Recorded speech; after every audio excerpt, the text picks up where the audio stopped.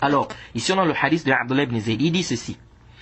Il dit, le prophète avait demandé comment est-ce qu'on doit appeler les gens à la prière. Alors les gens qui ont proposé, il y a des gens qui ont dit non, on va appeler à la prière avec des cloches, comme les juifs ou les chrétiens. D'autres ont dit non, on va appeler avec des trompes, machin, etc. Chacun a proposé pour lui.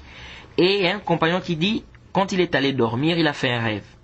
Quand il est allé dormir, il a fait un rêve, il a vu quelqu'un avec une sorte de, comment dirais-je, une trompe, etc. Et il lui a demandé que, est-ce que tu vends ça parce que je vais acheter? Et il lui a dit, celui-là qui était dans le rêve qui avait cette trompe-là, il lui a dit que, mais tu veux faire quoi avec? Il a dit, on va appeler les gens à la prière. Et il lui a dit, je vais t'indiquer, ou bien veux-tu que je t'indique vers quelque chose qui est meilleur que ça? Il a dit, c'est quoi? Il lui a dit, quand tu veux appeler à la prière, dis, Allahu Akbar, Allahu Akbar, Allahu Akbar, Allahu Akbar, Shadu an la ilaha illallah, Shadu an la ilaha illallah, Shadu anna Muhammadan Rasulullah, Shadu anna Muhammadan Rasulullah, Hayya as-salah, Hayya as-salah, Hayya al-falah, Hayya al-falah, Allahu Akbar, la ilaha illallah. Donc il lui a montré comment il doit faire la zan. Ensuite il a dit, quand tu veux maintenant faire la prière, donc l'iqama, tu dis quoi? Tu dis Allahu Akbar, Ashhadu an la ilaha illallah, Ashhadu anna Muhammadan Rasulullah, Hayya al-salah, Hayya al-falah, qad qamati salat, Allahu Akbar, la ilaha illallah. Donc il lui a dit quoi? Voilà comment tu vas faire l'iqama. Alors ici là une question se pose. C'est que après ce compagnon-là, il est venu voir le prophète. Il est venu voir le prophète, il a expliqué au prophète, et le prophète a dit c'est une vision qui est vraie. Et Omar ibn al-Khattab, il est venu également, il a dit qu'il a fait également le même rêve. Vous voyez, il a fait également le même rêve. La question qui se pose ici c'est, donc, est-ce qu'on prend notre religion dans les rêves? Parce qu'ici il a fait un rêve. C'est-à-dire dans les rêves en dehors du prophète. Si le prophète fait un rêve, ou Allah lui révèle quelque chose, ça, il n'y a pas de problème. Mais si quelqu'un d'autre fait un rêve, est-ce que ça peut devenir une législation pour nous? Parce qu'il y a des gens qui s'appuient sur ça. Ils disent que voilà, vous dites aux gens, non, les rêves, on ne doit pas se baser sur les rêves dans la législation et tout. Mais voilà, un compagnon qui a fait un rêve, et c'est devenu un tashri' pour nous. C'est-à-dire que c'est même devenu une législation pour nous. On fait la zan qu'on est en train de faire là. Comment ça a été révélé? C'est par le rêve qu'un compagnon a eu à faire. Nous disons, votre dalil ne tient pas. Pourquoi? Parce que ce compagnon-là est venu montrer, bien il a expliqué son rêve au prophète, et le prophète a approuvé. Et donc, ce n'est pas devenu une législation pour nous parce qu'il a fait le rêve, mais c'est devenu une législation pour nous parce que le prophète a approuvé son rêve. Maintenant, toi qui fais un rêve, où tu dis qu'on t'a donné un zikr, où tu as vu, c'est pas un dua, qui a approuvé ton rêve pour dire que ton rêve est véridique?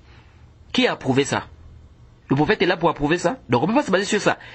Et puis, ça c'est déjà une règle que je vais vous donner ici. On ne prend rien dans les rêves en ce qui concerne les ahkam shar'iyya. Je répète, on ne prend rien dans les rêves en ce qui concerne les ahkam shar'iyya.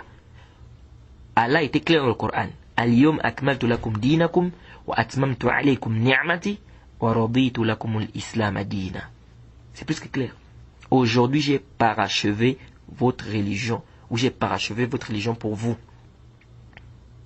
Et j'ai accompli, ou bien j'ai parfait mon bienfait sur vous, et j'agrée l'islam comme religion pour vous. Donc la religion, elle est parachevée. C'est-à-dire, il n'y a plus rien à ajouter, il n'y a plus rien à enlever.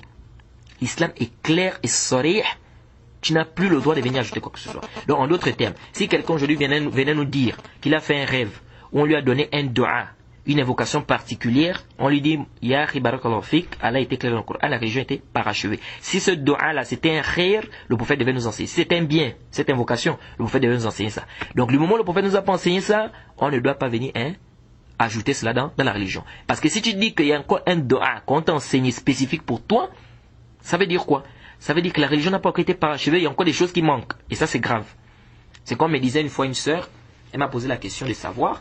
Elle dit, elle a fait un rêve, quelqu'un lui a dit que va dans la citadelle du musulman, il y a un doigt à telle page, on lui a donné la page, il dit, tu dois prendre ça, tu dois réciter ça tant de fois. Je lui ai dit, prends ça, cette parole-là, balance à la poubelle sans aucun doute. Ça, c'est Shaitan qui vient ou qui est venu pour t'embrouiller. Pourquoi? Parce que tout simplement, la religion est parachevée, la religion est terminée. C'est-à-dire, il n'y a plus rien à ajouter. Donc ce dua-là, si c'était un dua qu'on devait invoquer tant de fois, à tel endroit, ou pour telle chose, le prophète devait nous informer de ça. Le prophète devait nous informer de ça. De le moment où ça n'a pas été informé, tu n'as pas le droit de faire quoi? Tu n'as pas le droit de venir prendre cela dans les rêves. Et ça, c'est très important, parce que ça aide beaucoup. Les gens s'embrouillent souvent dans les trucs des rêves, là, les frères.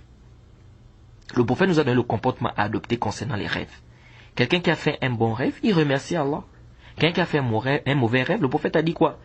Tu postillonnes à ta gauche, tu t'élèves, tu demandes la protection d'Allah contre ce rêve, et tu fais 2 rakas si tu peux.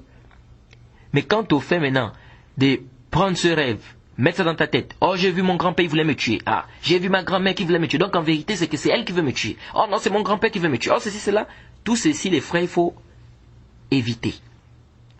Quelqu'un a fait un rêve où il a vu sa maman qui veut le tuer, c'est fini, il a mis ça dans sa tête, et il dit maintenant ses enfants ne partent plus chez elle, c'est une sorcière, elle veut me tuer, parce qu'il a vu ça dans le rêve. Et ça c'est grave. Parmi les choses où Shaitan joue avec les gens, le plus, le problème des rêves. On a vu des gens faire des problèmes pour rien à cause d'un rêve. À cause de quoi? À cause d'un rêve. Et ça c'est très dangereux. C'est comme me rapportait un frère. Il disait dans un village, au Gabon, une fille a fait un rêve, une femme elle a fait un rêve, où elle a vu sa voisine est morte. Elle est venue informer aux gens que j'ai fait un rêve que telle est morte. Après, cette personne est réellement morte. Qu'est-ce qui s'est passé après? Les parents sont venus chez cette femme-là. Ils ont dit aujourd'hui, là, tu vas nous expliquer comment notre sœur a fait pour mourir. Parce que c'est toi qui as dit que tu es venu ici, que tu as fait un rêve où notre sœur est morte. Donc, c'est que tu connais quelque chose dans l'histoire. Donc, tu dois nous expliquer. Et il paraît même qu'ils ont fait des problèmes à cette femme, taper cette femme-là pour rien. Vous voyez? Et pourtant, l'islam donne les adab, les comportements à adopter. On ne prend rien dans les rêves. 1, et puis 2, le prophète a dit que si tu fais un mauvais rêve, ne parle de ça à personne.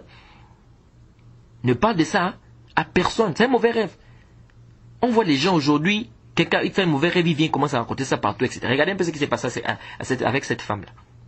Parce qu'elle est venue, elle a commencé à raconter ça. Vous voyez, on n'en disconvient pas. Le rêve de quelqu'un peut être véridique. Ça peut être véridique. Comme le roi qui avait fait le rêve, l'histoire de Youssouf, vous connaissez. Ce rêve, c'était un rêve véridique. Et Youssouf a expliqué. Et ce dalil prouve, contrairement aux gens qu'on entend dire non, un kafir ne peut pas faire un rêve véridique. Ça, c'est pas vrai. Un mécréant peut faire un rêve qui est véridique. Voilà le dalil ici. Nous avons ce roi-là qui n'était pas croyant, qui a fait un rêve et qui était vrai. Bref, ce n'est pas le sujet ici. C'est juste pour dire ceci. Que le rêve peut être vrai. Mais on ne peut pas affirmer de la véracité d'un rêve. Pourquoi? Parce que, c'est-à-dire, nous n'avons pas le wahi. Le prophète pouvait affirmer oui, mais nous, qui va affirmer la véracité? On ne pourra affirmer de la véracité d'un rêve que lorsque ça va se réaliser. Je répète, on ne pourra affirmer de la véracité d'un rêve que lorsque ça va se réaliser. Mais ça ne s'est pas réalisé. Tu ne peux pas affirmer que ce rêve est véridique. Qu'est-ce qui te prouve que c'est véridique? Ça peut être vrai comme ça peut être faux. Oui. Donc les frères, les problèmes des rêves, on doit faire très très attention. On ne prend rien dans les rêves en ce qui concerne la législation. Oh non, j'ai fait un rêve où on m'a donné un doigt spécifique. Oh, j'ai fait un rêve où on m'a dit que non. Et la vérité dans la masse, c'est tel sujet. Oh, j'ai fait un rêve où on m'a dit ceci. Les frères, tout ceci, on ne doit pas se baser sur ce genre de choses-là.